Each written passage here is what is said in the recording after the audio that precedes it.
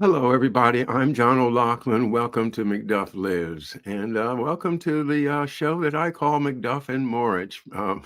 McDuff meaning me, my father, and the spirit of McDuff, and my good friend Hervoye Morić makes the name of the show McDuff and Morić. And I've been enjoying publishing these shows for a couple of years now, at least maybe a year and a half, if I recall, and always learn so much and have a great time in the conversation. So welcome back, Hervoye Morić of Geopolitics and Empire.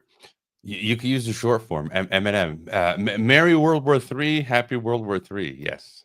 Absolutely. I mean, I told you right before the show, I was just a moment late because I was looking at the feed on these ATACMS missiles that were sent into what I understand it said the Ukrainians fired them into Bryansk to attack an arsenal, a Russian arsenal. The Russian report is that 5 were intercepted, the 6th was damaged and fell, causing some damage. But who knows what the truth is? It's very, very early. But what did Putin say would happen if this happened? It's looking like World War III to me too.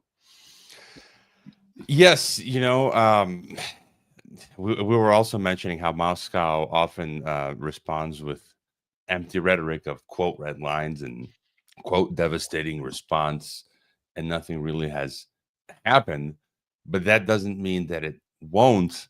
I suppose again, we are in this fog of war. So it's very many variables. We've talked before how I feel Moscow is globalist also. So we're seeing a battle between two globalist camps. All camps are globalist, if you ask me.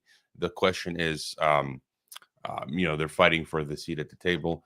And history has shown that when it really comes down to the wire, Napoleon in Russia, Hitler in Russia, the Russians, it's when they start shooting, that's when their back is really up against the wall. So maybe Putin still feels he's got a few inches between him and the wall still. I don't know.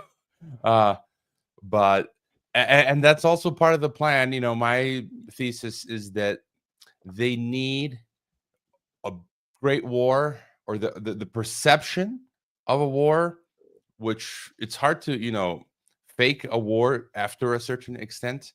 But I just feel like they're building momentum. They need a war to get us to world government.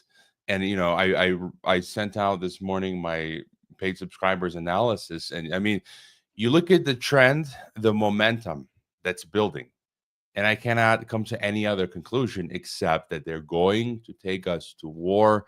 You see in German papers the reports that Germany is now preparing for war. They said that in Germany, preparations are apparently beginning in the event of a war that has even more direct effects on Germany than the Russian attack on Ukraine.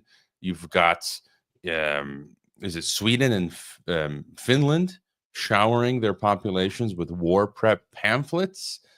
And then apparently a underseas telecom cable was cut that linked Finland to continental Europe, and experts are saying that was an intentional act. So, John, it just looks like this. It's like an orchestra crescendo that's building. You're not going to stop it. This momentum is building for some culmination. That's just my thesis. Am I crazy? I don't know. Well, you do sound kind of like you're waiting for the apocalypse, and Armageddon is around the corner. But I think that the other alternative for Putin is to arm what are the people in Yemen that shoot Houthis. the Houthis? Yeah, give some of those hypersonic missiles to the Houthis and let them take out a few American ships, and then see what happens. Because I think it's more effective that Putin keep his hand, hidden, but nevertheless the U.S. would know who did it, because Houthis can't make, hypersonic missiles without some help. At least I don't think so yet. That kind of thing. Agitation in Central America, in Venezuela, in places where they can easily cause the United States and our business interests big headaches. That kind of thing, short of actually launching a nuke, I think is much more likely. So maybe Armageddon is not so close as it looks right now. On the other hand, it is. I agree with you. They just keep ratcheting it up and ratcheting it up. And well, I like the idea of everybody wants to conquer the world. Yeah, we all want to conquer the world, and those of us that have oligarchical power are really quite thinking, hey, I can do this, but I don't know. I think what it boils down to right now is this is the age of oligarchy, and even a Putin or a Biden or whoever you pick in Britain, whoever the real power behind the scenes is probably pretty satisfied with things just getting divided up among a dozen or 20 or so very powerful people that are going to run the world. That may be the real end game, because once they have the oligarchical control, then there's nothing going to stop Elon Musk's satellites from being changed into vehicles for evening entertainment, to panopticon prison with laser-like enforcement mechanisms. So to me, I think that they are just gradually binding us tighter and tighter into a technological grid. And at that point, why would they want to destroy the world with nuclear war? No, I mean, I'd agree with you. I'm reading this book now by his name is Serge Monast. The title is The World Government of the Antichrist, and he's got a whole series of books. He died, I think, 15 years ago. He's the Canadian Bill Cooper. You know Bill Cooper, William Cooper? Behold the Pale Horse. More or less, yeah. I've read the book, of course. Right, so he's like the Canadian Bill Cooper, and fascinating stuff. You don't have to agree with every single thing, but just to add to what you're saying, John, my point is in their own writings. So they say what you said, that there's this global oligarchy, they're implementing the digital controls, but they have this missing link between what they have now and their final destination of total, brave new world writ large, writ global, as I've been saying. They're not quite there yet. And so in their own writings, they say I cited in my report the report from Iron Mountain, which this week gained new meaning, importance for me this week, particularly what happened with the Mexican president Sheinbaum. She was at G20, and she said, what was it that she said? Let me cite the exact. Oh, your comment was, I read it myself this morning, folks, and it's really a worthwhile thing to subscribe to, Geopolitics and Empire Substack. Anyway, I read it this morning, and the answer is reforestation. Right, and she wants to take 1% of the military expenditure and transfer that into the biggest reforestation program in history. And I gotta laugh. I highlighted the number. I'm not into this stuff, but I just couldn't. I mean, it's funny. She mentioned that money could employ 6 million tree planters. The whole 6 million, the Holocaust stuff, and it's just magic number. Yeah, it's always funny. Like, I wasn't even looking for it. It was after the fifth time that I read it. I'm like, wait, did she say 6 million? Anyways, that's not important. The important thing is, this made me think immediately of Report from Iron Mountain, which is what they discussed. What you were mentioning, that war is their primary means of social control, these global oligarchs. And it seems like they want to find a way to substitute that, but still retain that same level of control globally, but without using war always. And they discuss and they have to keep the spending going, otherwise the system collapses. So they're looking for ways to substitute that spending, and they even mentioned inventing these ecological issues, and they even mentioned forests, reforestation in Iron Mountain. So that was published in 1967. And here we have Scheinbaum, what is that, 30, 50 plus years later, reading from Report from Iron Mountain. So it's obvious that she's just an elite puppet. And so my point is that I think they need to erode the nation state. They need to completely destroy the nation state, and that this war will achieve that by destroying the infrastructure of the nation states and the idea of the nation states. And I think that's what most of these wars that we've seen in the Middle East and elsewhere are. It's to keep the money flowing and to destroy national structures, so that people will finally have had enough of nationalism. And that gets back to Israel. I was actually thinking, because you've mentioned Zionism, I think like these Netanyahu figures and others, they might not, it might not even be so much Zionism. It might be a cultocracy. You might have a faction of these folks in Israel pushing this war because they want a whatocracy? A cultocracy, what I mentioned before, right? This A occult cultocracy, okay. Right, Ruled by esoteric forces. Yeah, so I think this Israel faction might not even be doing it for what we think they're doing it, for the whole Temple Mount. Well, that's related to the occultocracy, the third temple on the Temple Mount, but they've said it in some of their writings. There's those letters, Albert Pike, Mazzini, that the third war would be sort of to make monotheism look bad. And so I feel like that's where they're taking us. There was a news story this week as well about the Temple Mount, how rabbis are saying Trump, he's going to do it. He's going to bring about he's the Cyrus, and he's going to bring about the construction of the third temple. And so, yeah, I feel like they're not there yet, right? So they need a series of wars. Where they're not yet is that everybody in the world is okay with genocide. That's where they're not yet. That's where they want to be. They want to be that that they can just wipe out. Suppose that they just get tired of having Koreans around and just say, "Oh, well, we're going to get rid of them." I think Japan tried to do that a couple hundred years ago. That kind of thing, if you can justify it by saying, well, it's defensive. They were multiplying faster than we are, and they've got all these nukes, and we had to get rid of them. That kind of human doesn't exist in enough numbers yet. Now, I grant you, there's a lot of them around, especially in very high positions.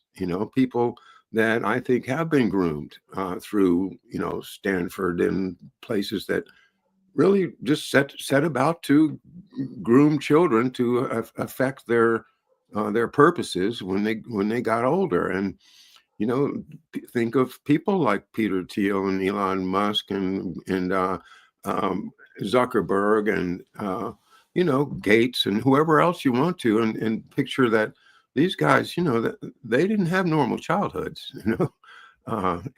and so there are these people that are trying to set a standard of very, very low common denominator morality, where you just shrug your shoulders and say, oh, well, gosh, there was nothing I could do to help the kids of Gaza. There was nothing I could help do to help the destruction of Lebanon. I can't stop these things. So, I might as well watch some more Netflix, as you often say.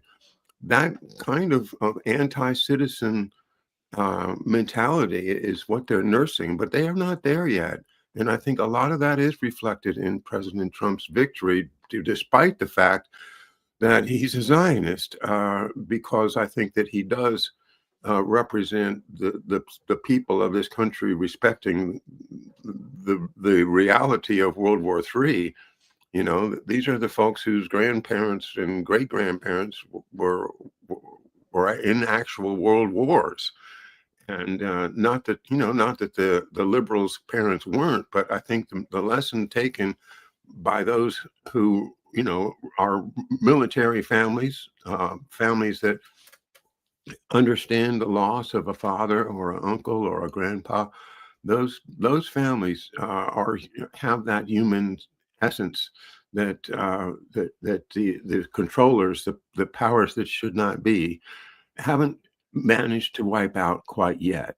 Now they're doing a good job, and I think that we're going to sit back and let the genocide continue in Gaza and whatever, in Lebanon or wherever else that this horrible thing goes, is evidence that they are succeeding.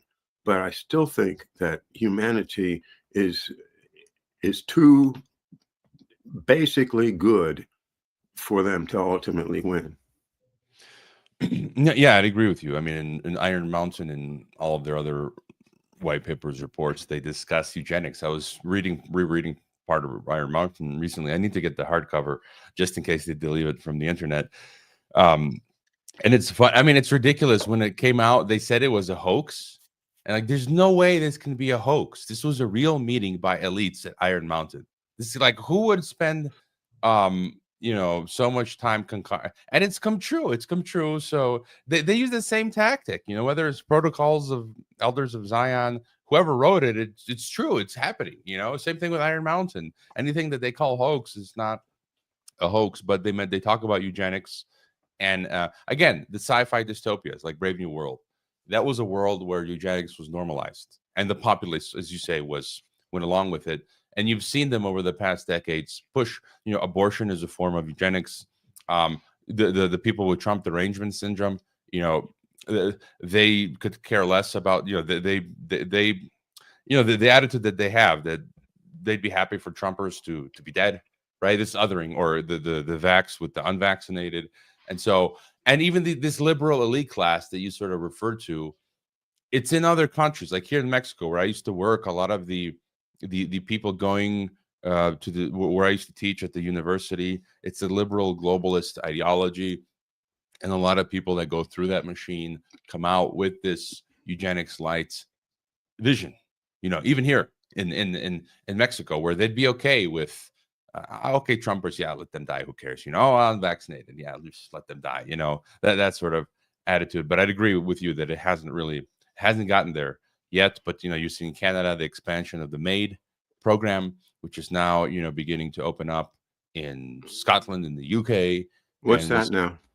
Euthanasia program, where they're basically just okay, cutting off the lowest common denominator, like lowering the age limits. You feel bad? Oh, here, let me help. Let us help kill you. And so those sorts of programs. So the eugenics, they just keep rebranding it. And climate change is eugenics, basically rebranded. And there was an article I shared in my report about from The Atlantic recently that said genetic discrimination is coming for us all. And they said that even employers which must adhere to GINA might soon be able to hire or fire based on certain genetic risk factors. That's eugenics. So exactly, yeah. So I think genomics, it's been again rebranded as climate change plus, whatever's going on with the vaccines and COVID, and then genetics. And so now in the near future, they might be going through your DNA stuff and see, oh, you might get, Alzheimer's or something. Sorry, we can't hire you for this position because, then we'll have to pay insurance or whatever. So interesting.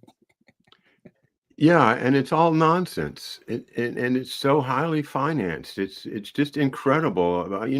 This goes back to Davenport and how these idiots that got financed by Carnegie and Rockefeller and Ford were able to develop these crazy scientific theories based upon Mendel's studies of plants, and come up with these ideas that they can refashion a human if they just find the I used to call them the Lego pieces. What are the littlest Lego pieces, and then just put them together and have that human that they want, and then.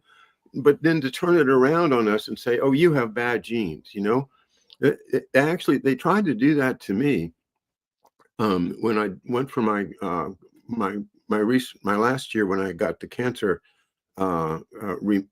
came back, and they gave me they said they would give me a genetic test. They're going to run my DNA, and because there's some genetic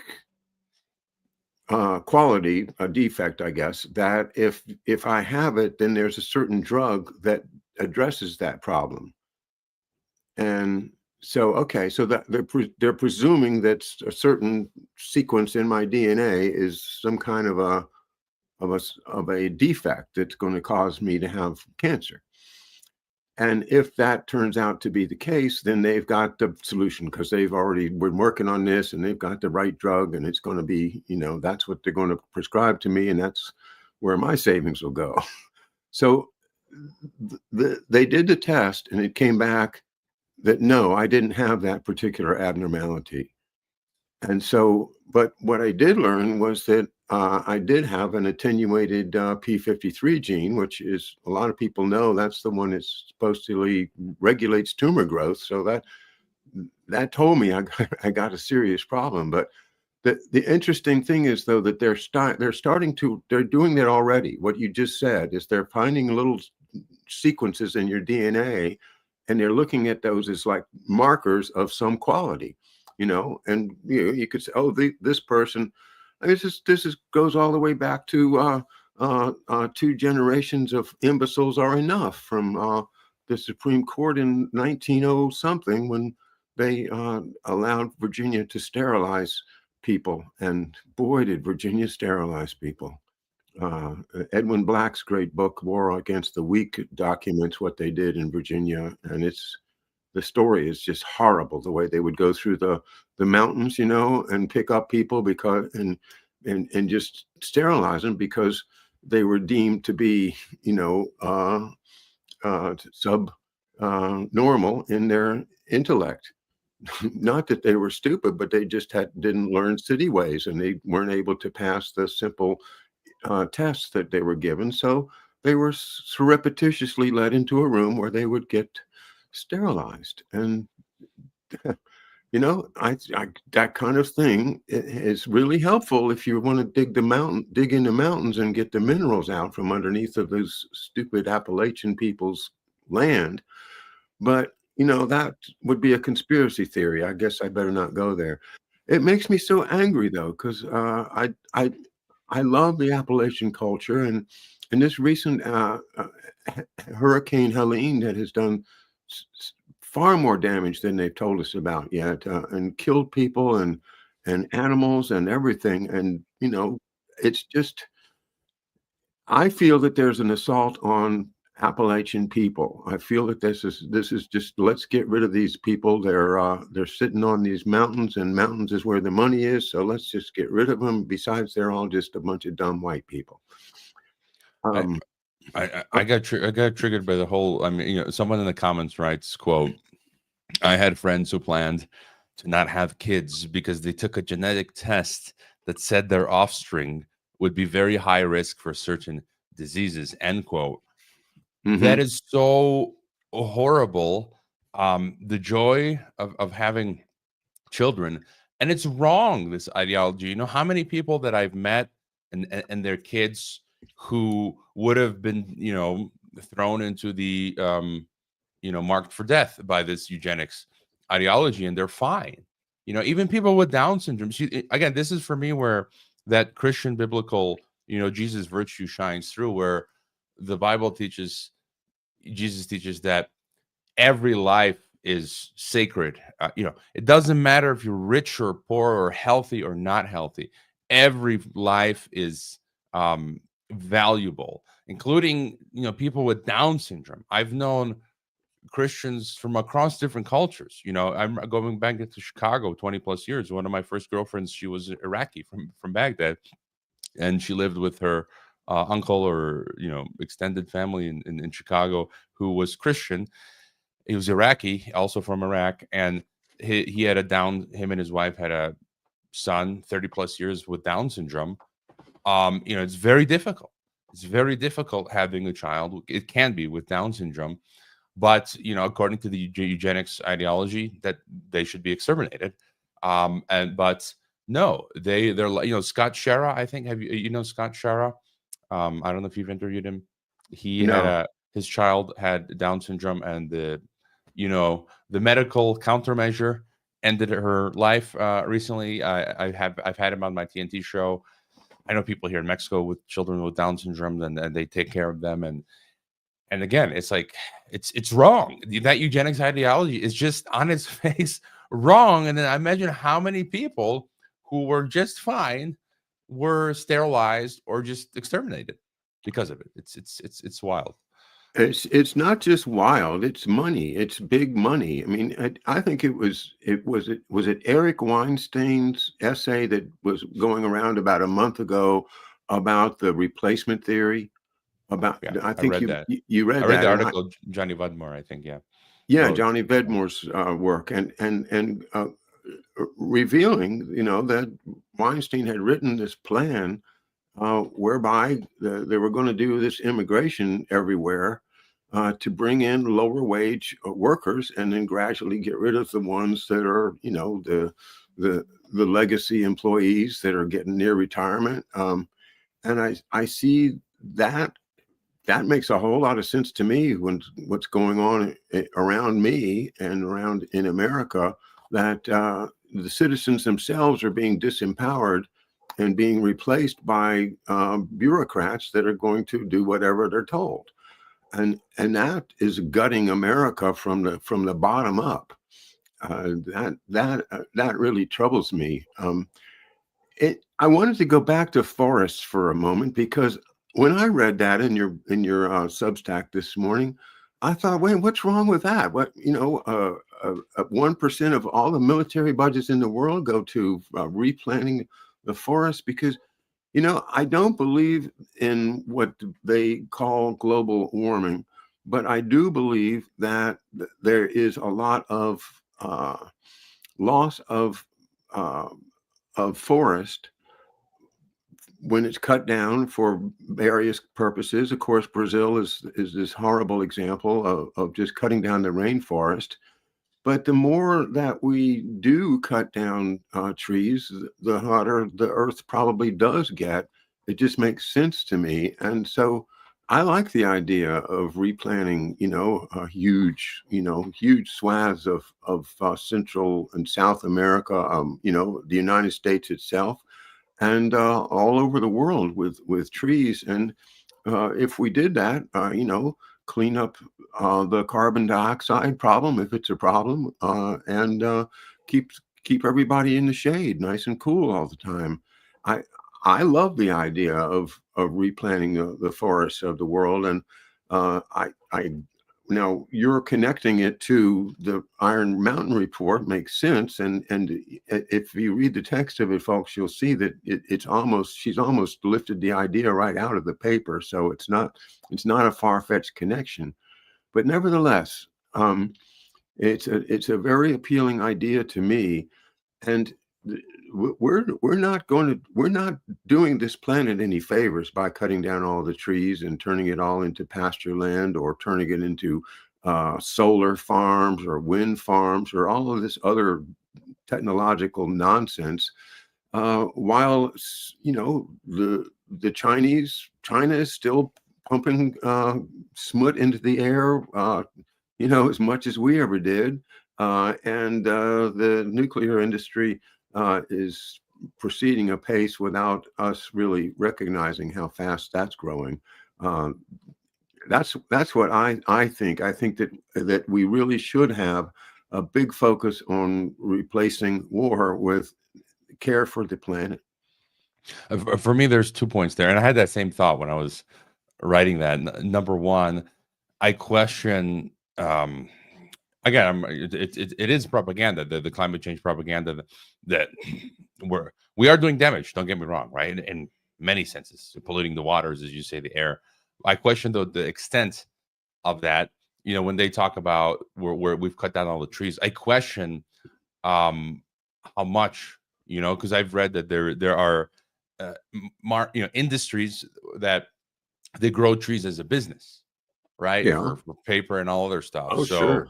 so even if trees are being cut down, there are businesses that are planting them like crazy, again, because that's how they make money. And so I just came. I was away for a few days at a Christian conference in rural Mexico, and then you go and you see everything's green, there's trees everywhere outside of the urban zones. So I question how much is true of what they're telling us when it comes to because we know that the goal of this climate change-ism is control again. So you have to question what these people are telling us, because at COP29, I put that in my report. Like, I couldn't believe it. You've got these freaks, this coalition, who are saying meat and dairy is causing climate change. We must tax meat and dairy. And it's funny, haven't I been saying for decades now that the EU is the model for technocratic regional unions and world government? And these guys say we need to have the EU and China lead the way on the technocracy. And so the EU and China are the prototypes of the technocracy, and he wants them to lead the way in transitioning out of consuming animal proteins, meat and dairy, into eating Soylent Green, right? Bill Gates's Franken lab-made creations. But the second part of your forest thing was they always put out solutions where, like you say, what's wrong with that, right? I might think of universal basic income, right? Hey, everyone's gonna get free money. That's not a bad idea. But then I think they always use this. It's a long-term strategy, or crypto or Bitcoin. A lot of people getting rich, but somehow it plays into their end game of the control. And when you talk about forests, what else is happening in Mexico? I mentioned before that already in our banking apps we have carbon credit, carbon footprint, the carbon social credit system. It's already here. Wow. So how will that play in to this? Did I tell you about my I was unable to renew my debit card recently? I wrote about it, but I didn't know. And I'm just in the last 2 weeks, what happened to me, an example of the algorithm ghetto. I went to renew my bank debit card here in Mexico, and they denied it for the first time ever. They said, and I've used the same, all you need is an official identification, which I have. I've got multiple of them, and I've used the same ones to do this same process for the past 10 plus years and never had a problem. And so I fulfill all the requirements, actually. And they said no, because now they want so you have here in Mexico, I was using my Mexican passport and my US passport, and now they have something called the INE, the Mexican voter ID. And so pretty much that is your main form of identification that's used for any public or private service, your Mexican voter ID. So get that, it's a voter ID. And so I became a citizen in 2018, and I never got my Mexican voter ID because I don't vote. And because many years ago, I figured that the Mexican voter ID would be the basis for the national digital ID. And it is. And I finally came face to face with it. So I was able to predict this. The clerk told me that the government now demands for the bank, who demands for the clients like me, you cannot use anymore any other form of identification except the Mexican voter ID to renew your bank card or other stuff. Because when you go to get your Mexican voter ID from the government, they take your biometrics. And then later I learned that the Mexican voter ID is the most complete form it has the most complete data on you as a citizen, biometrics, birth dates, all this other stuff. And so the guy told me, look, he tried to help me. He's like, let's try renewing you as a US citizen. Okay. I put US passport. Oh, but then the system asks me for your Mexican visa. And I don't have a Mexican visa because I'm a Mexican citizen. So we can't do it. We can't do it. And he told me that before it was easier to skirt around this stuff. It was more decentralized. And now it's all centralized. Only your Mexican voter ID. And so I can't renew my debit unless I go get my Mexican voter ID. And then that same week, 2 weeks ago, there was an article about the United Nations where the UN was saying their goal for all countries is to have you link your digital ID, link your bank account to your digital ID. Look at that. And so they were wanting me here in Mexico to link my bank account to my Mexican voter ID, which is the digital ID. Can you say social credit score? Right. That's what it is. So they can then, have knowledge of your banking, the link to the government, and then in the banking app is the carbon footprint reader, and then not only that, this week, it gets even better. I mean, it's funny. I happened to go to my Rumble channel and I got my first earnings, like $100. I'm like, oh, cool. Let me cash it out.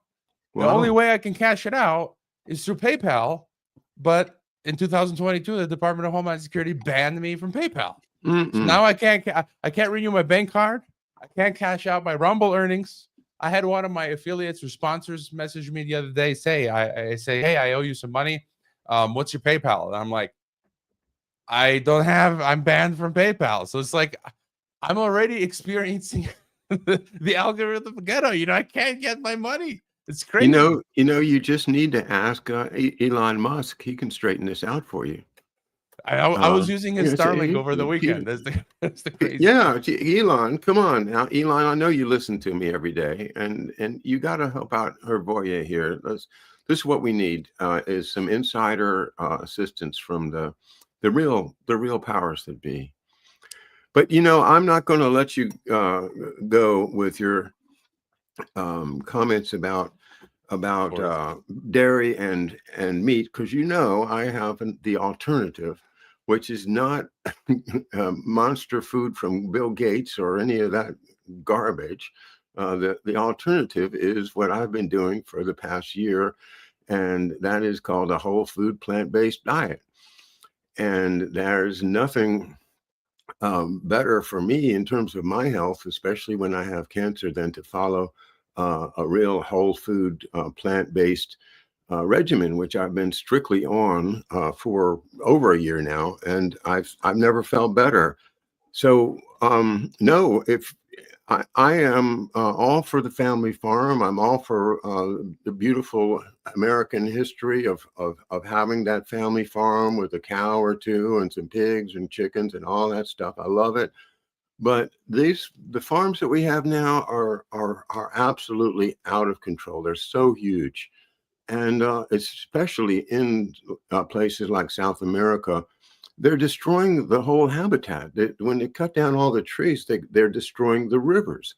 When they're putting chemicals and feces from the animals into the water, then ultimately it destroys the fish, and it destroys the whole life cycle that we depend upon. So I'm not saying that there's something inherently bad with meat eating. I am saying that in my particular case, and I think that people that do study the China study by T. Colin Campbell and Thomas M. Campbell will realize that we don't need meat, we don't need dairy, and those are products. Those are things that the dairy is made, to make bigger cows, to make little bitty calves into big cows, and do you really want all those hormones from another animal floating around in your system, especially when you're fighting disease? So I just have to make a strong voice here for what I think is ultimately the best solution for personal health as well as the planet. And that is, if you want to have a small family farm, I'm happy for it. You have your animals. If you want to butcher the animals in a kind and appropriate way, that's not my problem. I don't mind that.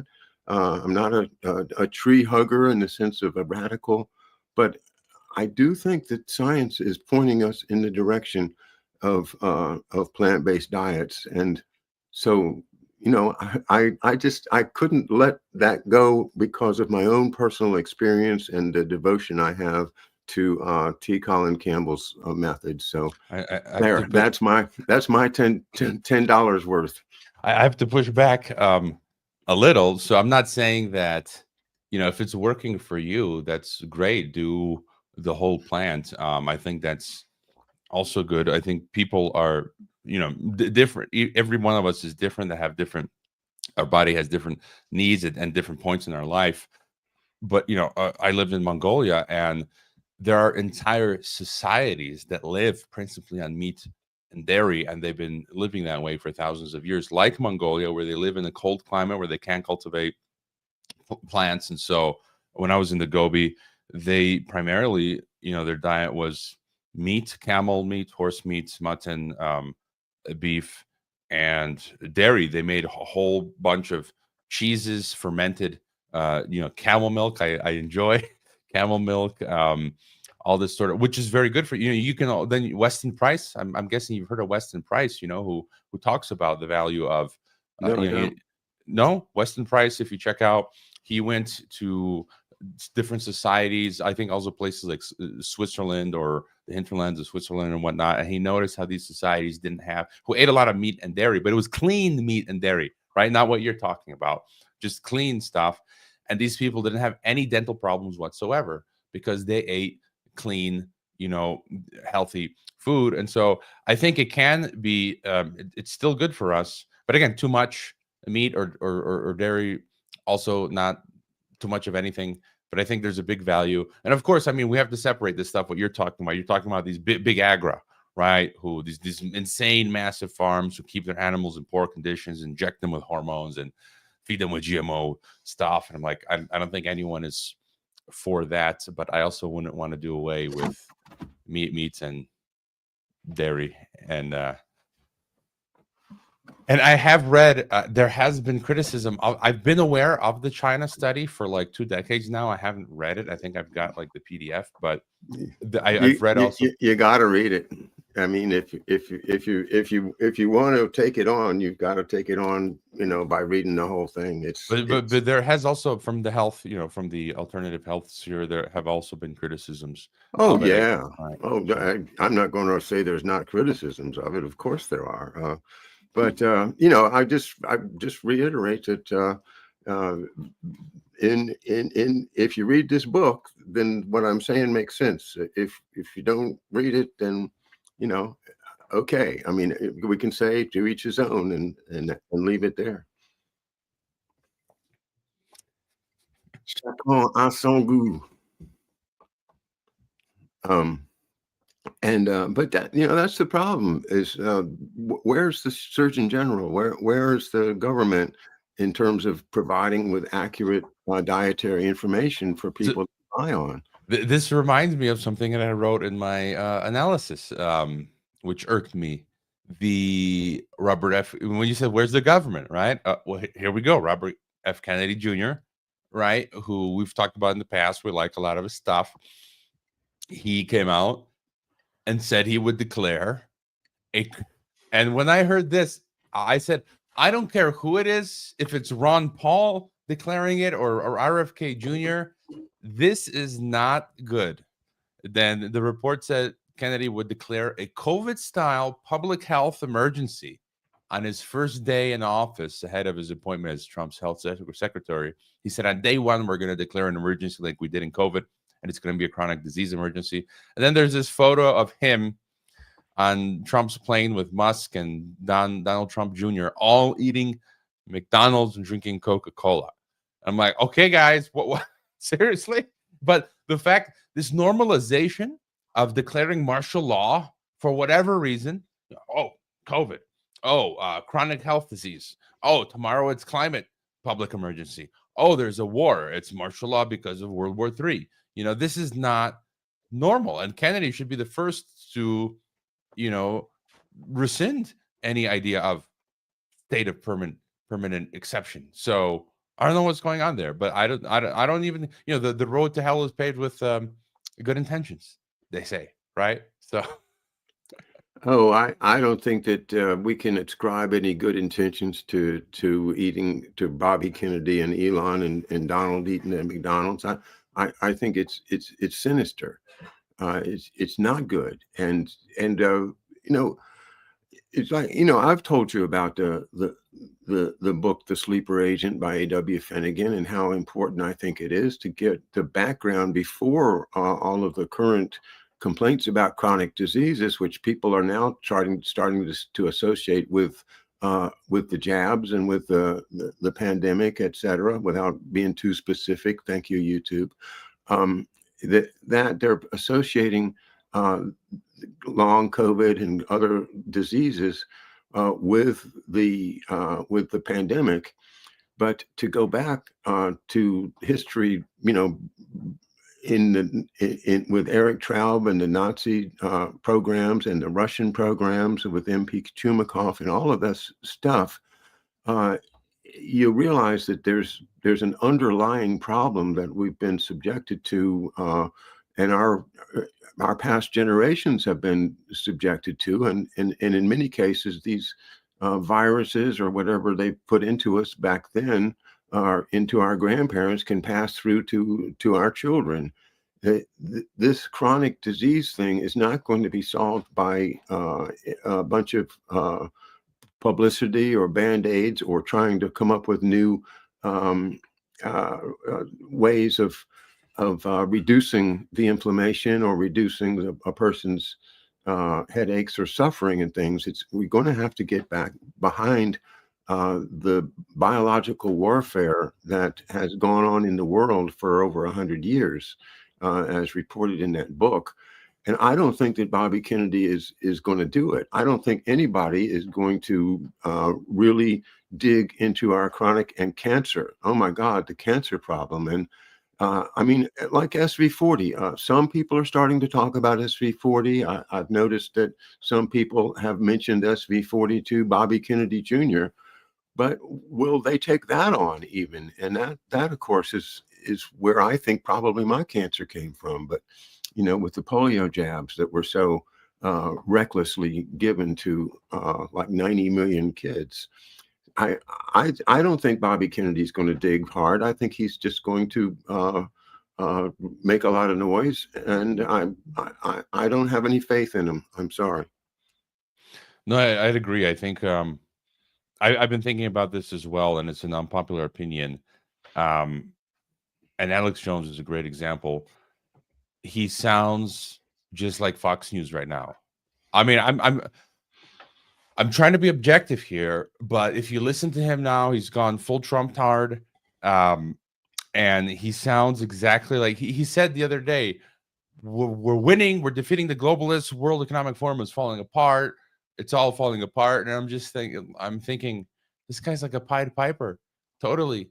We're winning as the algorithm ghetto is spreading. I can't make a move now. What are you talking about? And the fact that he's just so openly supporting a sitting a U.S. president, that's not the Alex Jones of 20 years ago. That's not some dissidence. That's the definition of dissident. You're supposed to be on the outside critiquing the system. And now he's like Tucker Carlson from 10 years ago on Fox. And it feels like that was their play, and this is why I've been talking about this the last few years of question the alternative and independent media, because the security states, I think, had the plan the past 2 decades to come in through the back door of alternative media and take the folks who were on the fringe and make them the new legacy media, and Musk and Jones and all of the others. And they're very good. It's so deceptive. Like, I bought it hook, line, and sinker. I view Jones as my like crazy uncle that I listened to for 20 years, and I learned a number of things through him. But now I'm coming to the end of the line, to the rope, and seeing, no, this guy tricked me. He's part of this psyop, and I don't think they're actually forwarding the real new world order. Jones now and Musk and the Kennedys, and the deception is so good. A lot of people are going to get, like I said, I was deceived. And so we got to snap out of it. And going forward, they're going to be implementing the real New World Order project. And a lot of people will be going along with the sinking ship. It's crazy. It brings me back to the topic I started with, and that is the war in the Middle East, to Gaza. What do you think, Herboye? Is there any hope for the people of Gaza, the Palestinian people, or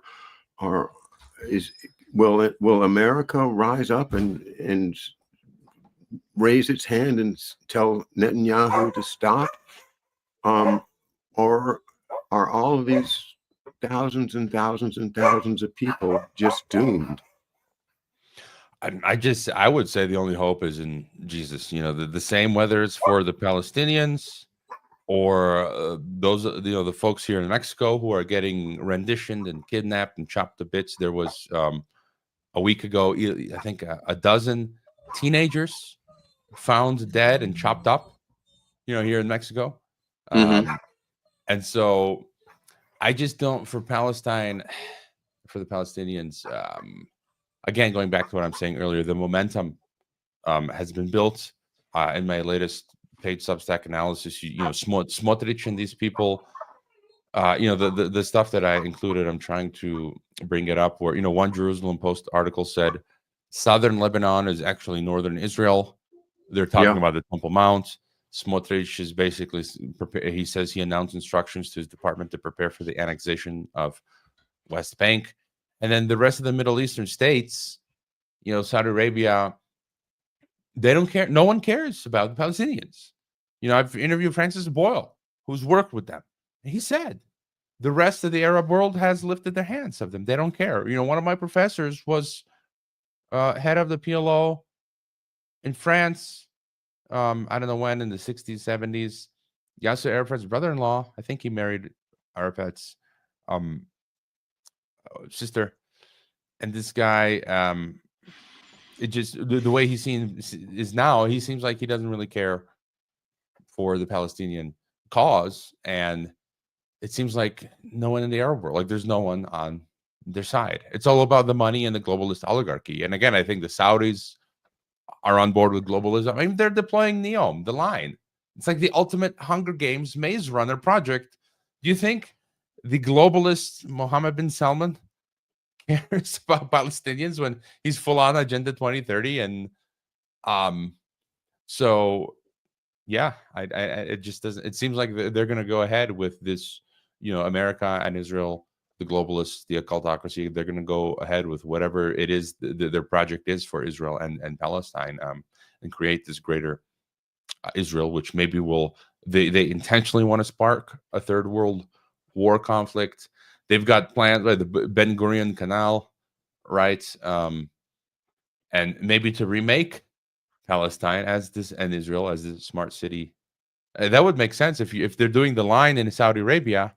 They want to make multiple versions of these smart cities everywhere. So yeah, I think the only hope I go back to, if I were Palestinian, my only hope at that point would be Jesus. Even here in Mexico, I think, if I get renditioned by a narco who wants to chop my head off and be like, whatever, man, I guess I'll be seeing Jesus sooner than I thought. Here, chop away. Like what are you gonna do? What are you going to do? Wow. Then maybe I'm going to change my opinion and say, well, they have one. Then, if we can allow the human, the people of Gaza and Palestine and northern Israel, quote unquote, to be butchered, then they have won. They've arrived at a point where humanity will lay down and just let them do whatever they want to. I can't do that. I can't say it. Oh, I mean, don't get me wrong. That's not what I'm saying. I'm just saying the situation is bleak. I never say don't keep doing what you're doing, right? I imply that we have to keep doing what we're doing, surviving, speaking out. But whatever comes will come. I'm just looking at, like, when I just made the assessment, it just seems like the Anglo-American sphere is moving ahead and that the Arab world doesn't really care. And that just reminded me this morning of a tweet. Do you know Alison Ware? No. So I knew of her work. So this is crazy. I knew of her work for many years. She's made these documentaries about Palestine. On her Twitter, it says founder of If Americans Knew, and I forget, I think Occupation 101 was her documentary.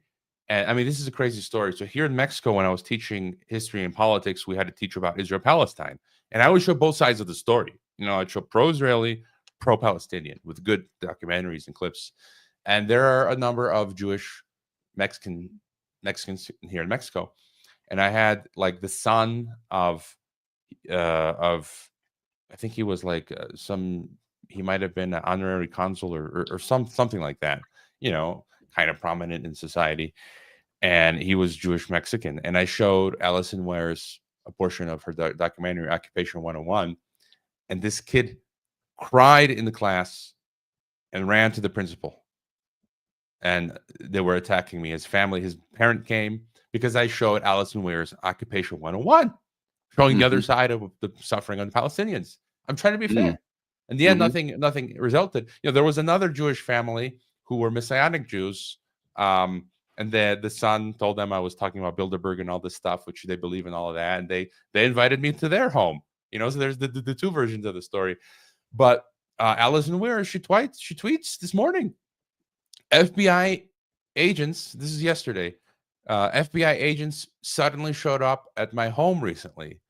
And I interviewed her on TNT like a year or two ago. She says, they asked me about a person whose name I didn't recognize. I asked to have a family member present and ascertained from the agents that one of their offices had asked them to check with certain people in regard to something to do with Press TV, Iranian Press TV, where she's been a guest.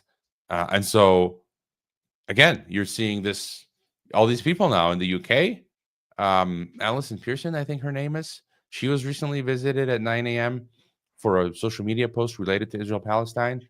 Now Allison Weir was visited by the feds. It's getting crazy. And then even going back to what Trump said about attacking anti-Semitism. You've heard that, right? That he wants to like ban what is it? Speech related to anti-Semitism. That's violating the First Amendment. Well, yeah, it is. I hadn't heard that he said that specifically. I've seen video of him saying that. Yeah, he's going to ban anti-Semitism and claim to be in favor of free speech. Right. I mean, I have no problem with. I think we should allow people to say "kill Slavs" like myself or "kill Mexicans." That's their right. If they begin to take action to that end, that's a different story, right?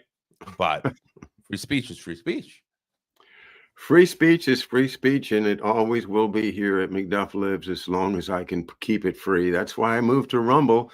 I am on YouTube today, but I do urge everyone to sign up for the Rumble channel so that you get notice of all the shows and don't miss one because it gets censored. And Hervoye Morić, thank you again for a very lively discussion this morning, and I really enjoyed it. And folks want to follow you, where should they go? Geopoliticsandempire.com and geopoliticsandempire.substack.com for the stuff that I do there. And hopefully the world doesn't blow up between now and our next chat. I'm going to count on it, okay? Me too. All right. Thank you, my friend. Everybody have a great afternoon, and we'll see you soon here at McDuff Lives. Bye-bye.